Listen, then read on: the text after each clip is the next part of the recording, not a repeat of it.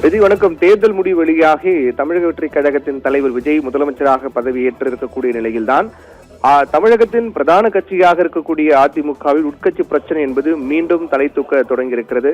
ஏற்கனவே 2021 சட்டமன்ற தேர்தலுக்கு பிறகு கூட அப்போது ஏற்பட்ட தோல்விக்கும் போது கூட தொடக்கத்தில் இது போன்ற பல உட்கட்சி பிரச்சனை எல்லாம் ஏற்பட்டு அதற்கு பிறகு அடுத்தடுத்த ஆலோசனை கூட்டம் சமரசம் என்றெல்லாம் தொடர்ந்து அதற்கு பிறகு ஓரளவுக்கு ஒருங்கிணைக்கப்பட்டு 2026 சட்டமன்ற தேர்தலை அதிமுக எதிர்கொண்டது. ஆனால் இந்த தேர்தலில் அதிமுக 3ஆம் இடம் தள்ளப்பட்டது. முதலிடத்தில் தாவேக, 2ஆம் இடத்தில் திமுக, அதைத் தொடர்ந்து 3ஆம் இடத்திற்கு அதிமுக தள்ளப்பட்டது என்பது அதிமுக தொண்டர்கள் மட்டுமில்லாமல் அதிமுக இருக்கக்கூடிய முக்கிய நிர்வாகிகள் மத்தியிலும் மிகப்பெரிய அதிருப்தி ஏற்படுத்தியிருக்கிறது. இதனால் மீண்டும் அதிமுகவில் உட்கட்சி பிரச்சனை என்பது பூதாகரமாக வெடிக்க தொடங்கியிருக்கிறது.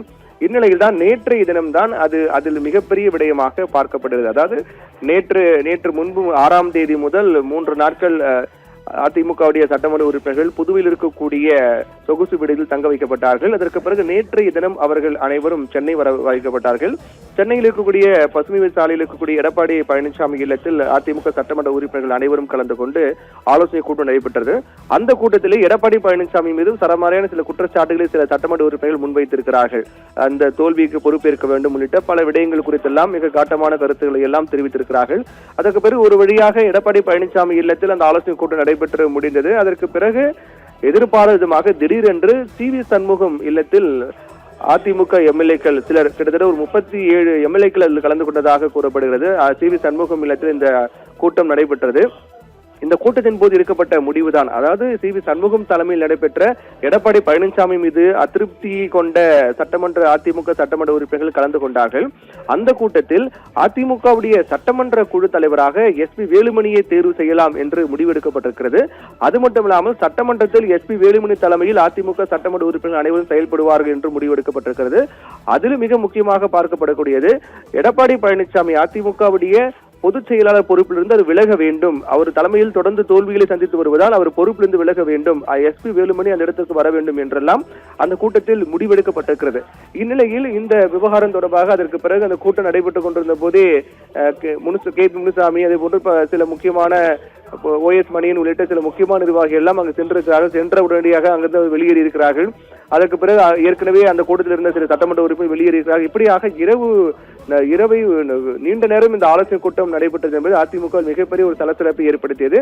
அதற்கு பிறகு தாவேகா பட்டினப்பாக்கத்தில் இருக்கக்கூடிய விஜயனுடைய இல்லத்திற்கு கூட சில அதிமுகவுடைய சட்டமன்ற உறுப்பினர்கள் சென்றிருப்பதாகவும் அங்கிருந்து அதிமுக சட்டமன்ற உறுப்பினருடைய வாகனங்கள், கார்கள் எல்லாம் கூட வெளியில் வந்ததாக தொடர்பான செய்திகள்லாம் மிகப்பெரிய ஒரு அதிர்ச்சியும் பரபரப்பும் ஏற்படுத்தியது. அதாவது சி.வி. சண்முகம் தலைமையில் நடைபெற்ற கூட்டத்தில் அதிமுக ஒரு குறிப்பிட்ட சட்டமன்ற உறுப்பினர்கள் தாவேகாவுக்கு ஆதரவு தெரிவிக்கலாம், இனி பாஜகவை நம்பி பயனில்லை, பாஜகவுடன் கூட்டணி வேண்டாம், பாஜகவுடன் கூட்டணியில் இருந்து அவர்களை நீக்கிவிட்டு தாவேகாவோடு கூட்டணி சேரலாம், தாவேகாவுக்கு ஆதரவு கொடுக்கலாம், அதற்கு பிரதிபலனாக நாம் அமைச்சரவையில் பங்கெடுக்கலாம், இதன் மூலமாக நம்ம மக்கள் பணியை தொடர முடியும், நம்முடைய அரசு எதிர்காலமும் சிறப்பாக இருக்கும் என்றெல்லாம் கூட முடிவெடுத்திருக்கிறார்கள். ஆனால் எடப்பாடி பழனிசாமி பொறுத்தவரையில் தாவேகாவோடு சேர்ந்தால் அது அதிமுகவின் அழிவுக்கு வழிவகுக்கும், அதிமுக என்ற கட்சி இல்லாமல் போக நிலை ஏற்படும் என்பதில் அவர் அதனால் தாவேகாவுக்கு ஆதரவு என்ற நிலைப்பாட்டில் எதிர்ப்பு தெரிவித்து வருகிறார். இப்படியாக ஒரு தரப்பு தாவேகாவுக்கு ஆதரவு தெரிவிக்க வேண்டும் என்றும், எடப்பாடி பழனிசாமி தரப்பு அதெல்லாம் சரிப்பட்டு வராது என்றும் தொடர்ந்து அவர்கள் இப்படியாக போர்க்குரல் உயர்த்தி வருகிறார்கள். இந்நிலையில் தான் தொடர்ந்து அடுத்தடுத்த ஆலோசனை கூட்டமும் சி.வி. சண்முகம் தலைமையில் நடைபெற்று வருகின்றது. இந்த கூட்டத்தில் முக்கியமான குறிப்பாக சி.வி. சண்முகம், அதே போன்று சி. விஜயபாஸ்கர் உள்ளிட்ட எஸ்.பி. வேலுமணி உள்ளிட்டோரெல்லாம் எடப்பாடி பழனிசாமிக்கு எதிராக போர்க்கொடி உயர்த்தி இருக்கிறார்கள். இது சட்டமன்ற கூடம் இருக்கக்கூடிய நிலையில் சட்டமன்றத்திலும் கூட இந்த பிரச்சனை எதிரொலிக்கும் என்றுதான் எதிர்பார்க்கப்படுகிறது. இந்த விவகாரம் அதிமுகவில் ஒரு உச்சகட்ட குழப்பமான நிலை காணப்படுகிறது. இப்படியே சென்றால் அதிமுக இரண்டாக உடையக்கூடிய அபாயம் கூட உருவாகி இருப்பதாக கூறப்படுகிறது.